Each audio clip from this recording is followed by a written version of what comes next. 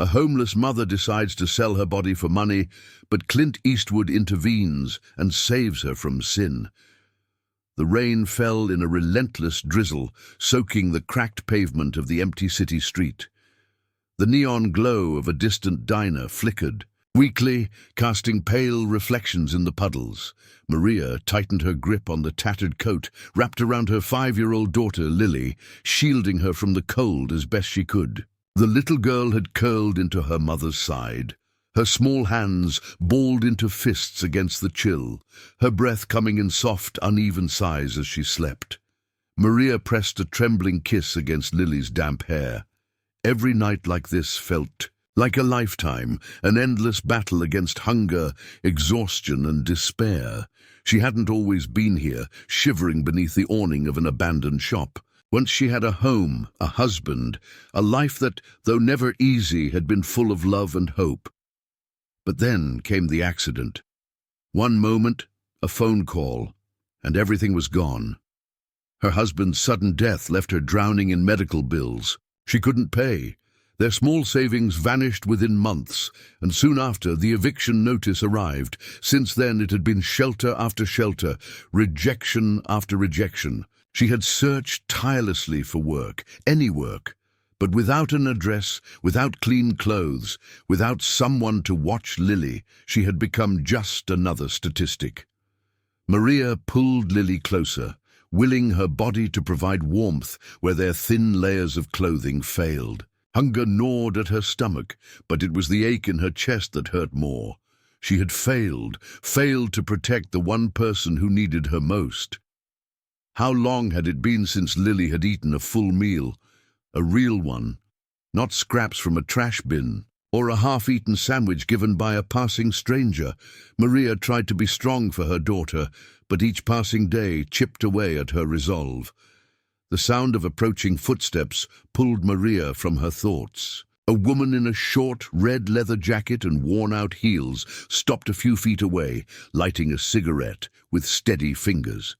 Her face was lined with fatigue, her dark eyes assessing Maria with something between amusement and pity. "You look like hell, sweetheart," the woman said, exhaling a slow stream of smoke. Maria didn't respond. She had learned long ago that most people weren't looking for conversation.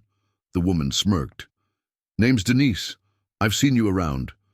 She gestured toward the sleeping child in Maria's arms. "You got a little one. Tough break."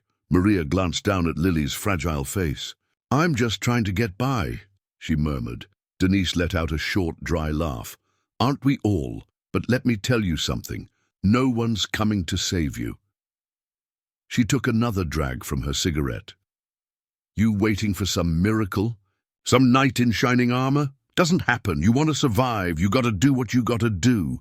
Maria felt a lump form in her throat. She knew what Denise meant. Denise flicked her cigarette to the ground and stomped it out with the toe of her heel. "A couple of hours," she continued. "That's all it takes. A few nights a week and you and your girl could have a roof over your heads, food in your stomachs." Maria shook her head instinctively. "I can't," she whispered. Denise shrugged. "Suit yourself. But remember what I said. No one's coming." With that, she turned and disappeared down the street, her heels clicking against the wet pavement. Maria sat there long after Denise was gone, her heart pounding. She had spent months refusing to let herself consider it, pushing the thought away. Every time hunger threatened to overtake her, but tonight was different. Lily had been coughing all day, her little body too weak to fight off the cold. Maria had no money, no food, nowhere to go. Her mind warred against itself. Just once, she told herself. Just enough to get them a warm place to sleep, something to eat. She wouldn't let it define her. She wouldn't let it become her life. With shaking hands, she carefully set Lily down on the makeshift bed of blankets, in the corner of the alley, making sure she was bundled up. She brushed a stray curl from her daughter's forehead, swallowing the sob threatening to escape. "I'm so sorry, baby," she whispered. Pushing herself to her feet, she stepped out onto the street. The cold wind bit at her exposed skin, but she barely felt it over the numbness settling in her chest. Every step felt heavier than the last as she walked toward the main road, her heart pounding in her ears. She found herself standing beneath a flickering streetlight, the dull hum of the city around her. Minutes passed, each one stretching into eternity. Every muscle in her body screamed at her to turn back, to find another way. But what other way was there? A car approached, its headlights cutting through the night. Maria's breath hitched as it slowed down beside her. The window rolled down, and she held her breath, preparing herself for what she had to do. Instead, she found herself staring into a pair of sharp, knowing eyes, eyes that had seen the world in all its darkness. The man in the driver's seat studied her for a long moment before speaking. "You don't belong here, Clint Eastwood," said. The window of the black car rolled down, revealing the unmistakable face of Clint Eastwood. His features were older, lined with the weight of time, but his sharp eyes remained steady and piercing. The dim glow of the streetlight cast deep shadows across his face, emphasizing the quiet strength that had defined him for decades. Maria froze, her breath catching in her throat. She had never seen him in real life before, but of course she knew who he was. It was surreal, almost laughable, that Clint Eastwood of all people had pulled up beside her on a night like this. A lump formed in her throat as she quickly looked away, her cheeks burning with shame.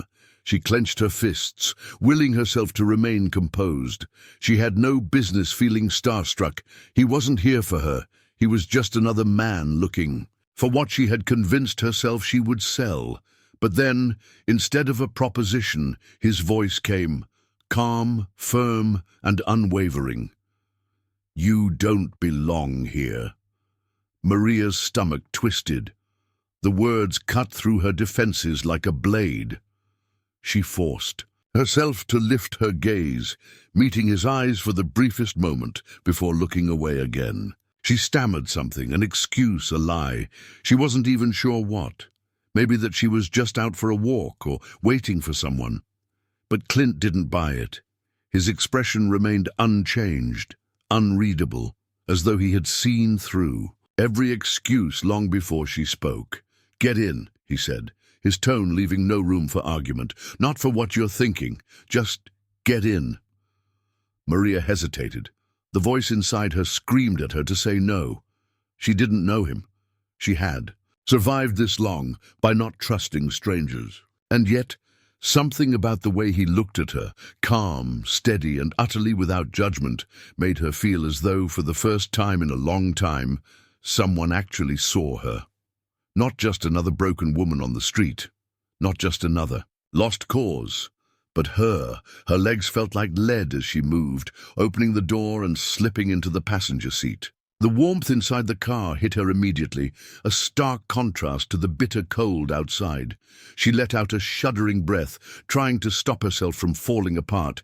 But the moment she was inside, something cracked. The weight of everything, her failures, her exhaustion, her desperation, came crashing down. She pressed a hand over her mouth, but the sobs broke free anyway. Tears streamed down her face, and she hunched over, shoulders shaking as she finally let herself feel the pain. She had been suppressing for so long. Clint didn't say a word. He didn't offer meaningless platitudes or awkward attempts to comfort her. He simply let her cry, the steady hum of the engine the only sound in the quiet space. After a while, she felt the car begin to move. Maria wiped at her face, ashamed of her outburst, but Clint still said nothing. He just drove, his hands steady on the wheel, his expression unreadable. 15 minutes later, he pulled into the parking lot of a small, quiet diner. The neon sign buzzed softly, casting a faint glow against the wet pavement. Without a word, he stepped out of the car. Maria hesitated for a moment before following him inside. The warmth of the diner wrapped around her, carrying the scent of coffee and bacon grease. It was nearly empty, save for a tired-looking waitress who barely glanced up as they took a booth in the corner. Clint motioned for her to order. At first, Maria hesitated. She had long trained herself to turn down food, to conserve what little she had for Lily, but then she saw the way Clint was looking at her. He wasn't asking. With trembling fingers, she picked up the menu. A few minutes later, a steaming plate of food sat in front of her. Her stomach twisted painfully at the sight of it. It had been too long since she'd had a full meal. She picked up a fork, hesitated, then took a small bite. The warmth of it, the sheer normalcy of eating at a table, nearly brought her to tears again. Clint sipped his coffee, watching her with a quiet patience. He still hadn't asked why she was out there, hadn't demanded an explanation. He simply let her be. When she had eaten enough to take the edge off her hunger, he finally spoke. "What did you do before?" Maria blinked. "Before?" "Before all this," Clint said, gesturing vaguely. "What were you good at?" Maria stared at him, unsure of how to answer. It had been so long since anyone had asked her that. So long since she'd allowed herself to remember who she was before everything fell apart. I worked as a waitress," she said finally. Her voice felt foreign to her own ears. "At a little diner like this." She hesitated, then added, in a smaller voice, "I always wanted to be a baker." Clint nodded, as though he had expected that answer. He took another sip of his coffee, mulling over her words. "Ever think about getting back to it?" Maria let out a bitter laugh. "I can barely feed my kid," she said. "I can't afford to dream about things like that anymore." Clint didn't react to her cynicism. He simply set his cup down and looked at her with the same steady gaze. "I've seen people get lost in this world," he said. "Doesn't mean they have to stay lost." Maria swallowed hard. She wanted to believe him, but life had taught her otherwise. Clint leaned back in his seat, considering something. Then he nodded, as if making a decision. "I might have an idea," he said. Maria looked at him, unsure of what he meant. But for the first time in a long time, something unfamiliar stirred inside her. Hope. The morning air was crisp and clear. As Clint pulled up in front of a small cafe on the outskirts of the city, Maria sat in the passenger seat, her hands folded tightly in her lap, while Lily dozed in the back seat, her small body curled up under Clint's old jacket. The cafe was nothing fancy, just a simple, single-story building with a wooden sign hanging above the entrance. The scent of fresh coffee and warm pastries drifted through the air, mingling with the quiet hum of the early morning. Maria swallowed hard, feeling a strange mix of gratitude and unease. She had spent so long expecting the worst, assuming that kindness always came with a price, but Clint had asked for nothing. He had simply driven them here, offering her something she had long since stopped believing in, a chance. Clint put the car in park and turned to her. "Come on," he said simply. Maria hesitated, glancing at Lily. "She's still sleeping." "She can rest inside," Clint assured her.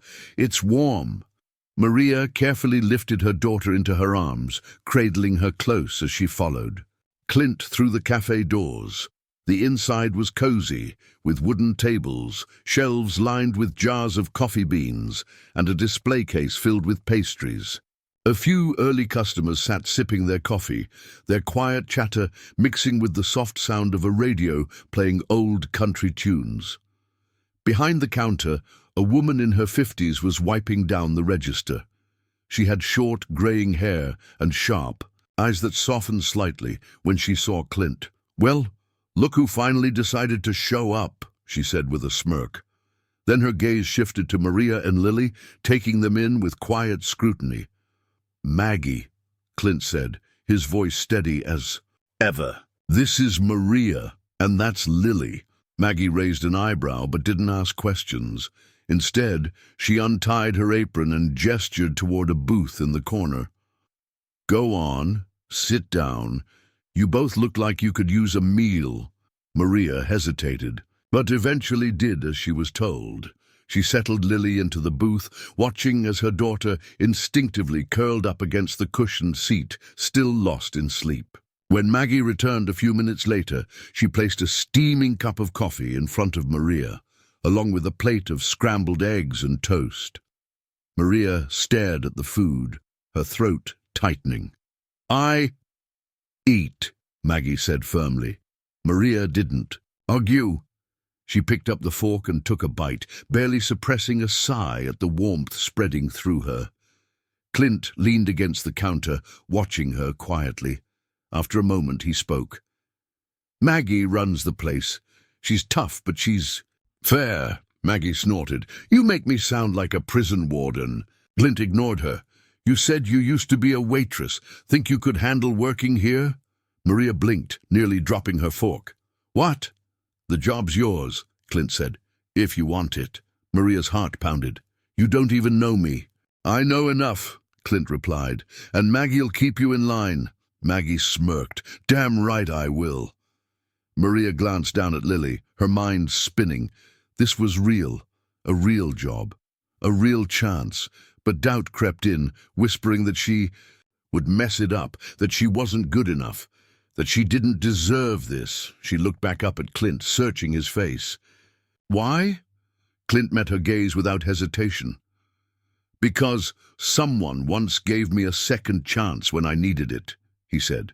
"Figured it was time to pass it on." Maria didn't know what to say to that.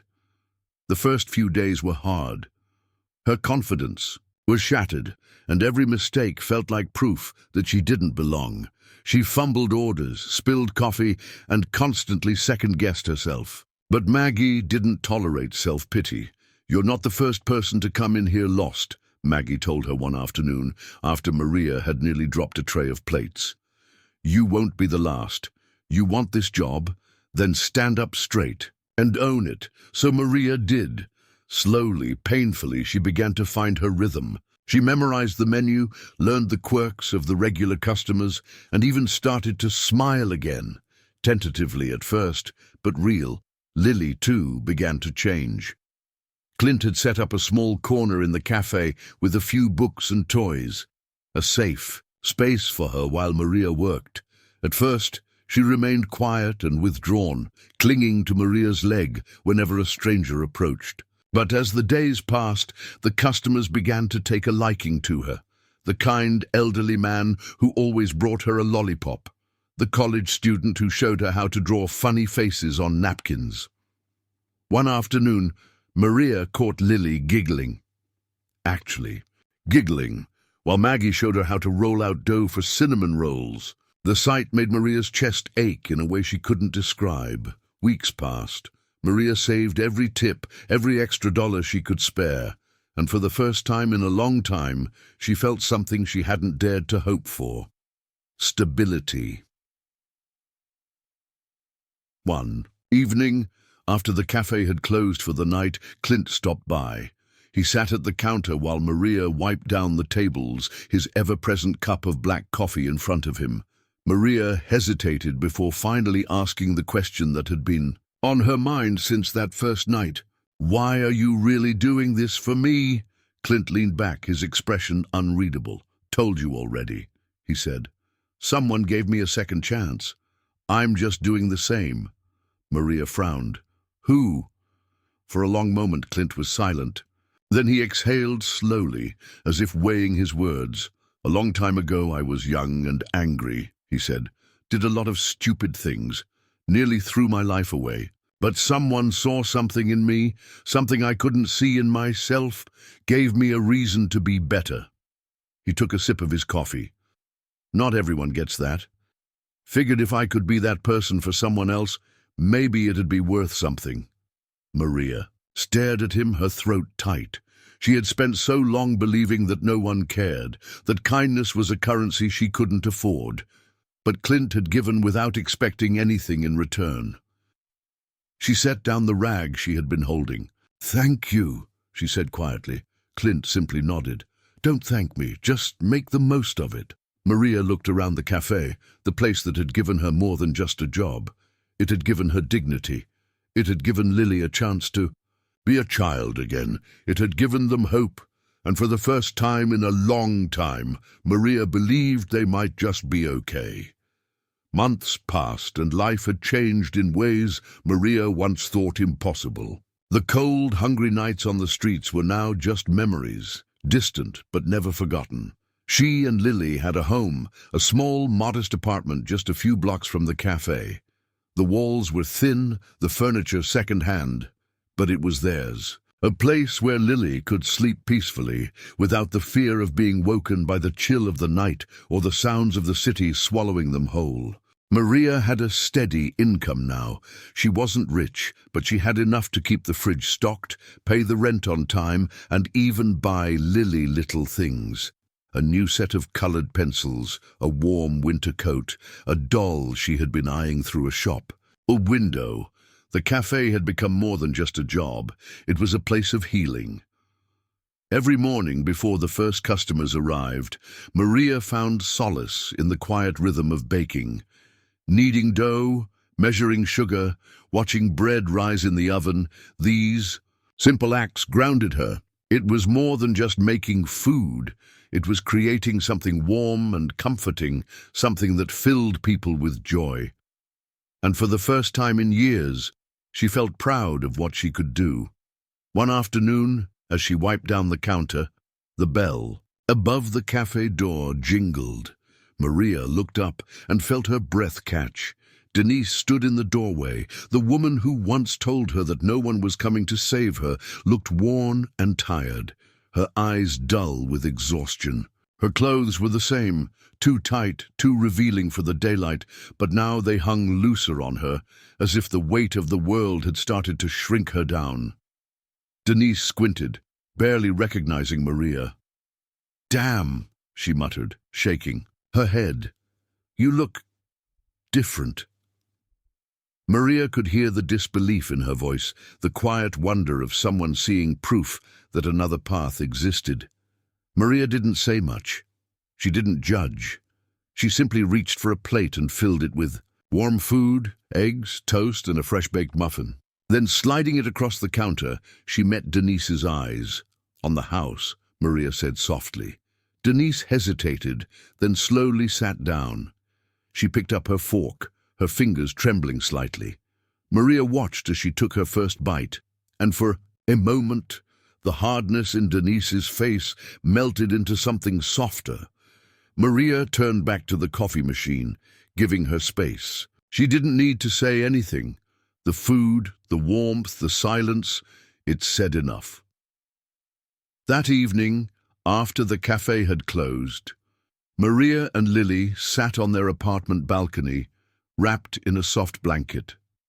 The city stretched out before them, lights flickering in the distance, cars humming along unseen roads. Maria breathed in the cool night air, letting it fill her lungs. She felt something deep inside her, something unfamiliar but welcome. Peace. Lily leaned her head against Maria's shoulder, her tiny hand resting in her mother's lap. "Mama?"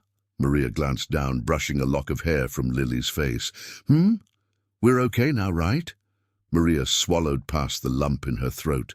She pressed a kiss to her daughter's forehead. "Yeah, baby," she whispered. "We're okay." A knock at the door interrupted the moment. Maria stood, adjusting the blanket around Lily before heading inside. When she opened the door, she wasn't surprised to see Clint standing there, hands in his coat pockets. She smiled. "You just show up whenever you feel like it, huh?" Clint smirked. "Something like that." Maria stepped aside, letting him in. He glanced around the apartment, nodding slightly in approval. It wasn't much, but it was home. He pulled something from his pocket and held it out to her. An envelope. Maria furrowed her brows as she took it, her fingers hesitating before. She opened it. Inside was a neatly folded letter along with a small brochure. Her breath caught as she read the words at the top, "A pastry school." A real accredited culinary school. Maria looked up, her eyes wide. "Clint, I can't afford this." "You won't have to," Clint said. "It's a recommendation letter. The school has a scholarship program. I made a few calls." Maria's hands trembled as she held the letter. "Why would they accept me?" Clint gave her a look, the kind that said he wasn't going to entertain that kind of doubt. "Because you're damn good at what you do," he said simply. And because you deserve it, Maria felt her throat tighten. She blinked rapidly, trying to keep the tears at bay. I don't know what to say. Clint shrugged. Then don't say anything. She let out a shaky laugh, wiping her eyes. You ever gonna stop showing up and changing my life? Clint chuckled, a low, rumbling sound. Not my style. They stood there for a moment, neither needing to say more. Finally, Clint adjusted his jacket. I'm heading out of town for a while, he said, but you don't need me anymore. Maria's chest ached at the words, not with sadness, but with understanding. He had given her a second chance, but the rest was up to her. She nodded, gripping the letter tighter. Thank you, Clint. He gave her a small nod, the kind that meant, you got this. Then, without another word, he turned and walked away. Maria stood in the doorway, watching him go. She pressed the letter to her chest, feeling the weight of all. It had changed. She wasn't lost anymore. The next morning, as the first light of dawn crept over the horizon, Maria stood in the cafe's kitchen, her hands dusted with flour. She shaped dough with practiced fingers, breathing in the familiar scent of butter and cinnamon. The cafe doors would open soon. Customers would come in, the coffee would flow, and the day would begin. But this time, Maria wasn't just surviving. She was truly living.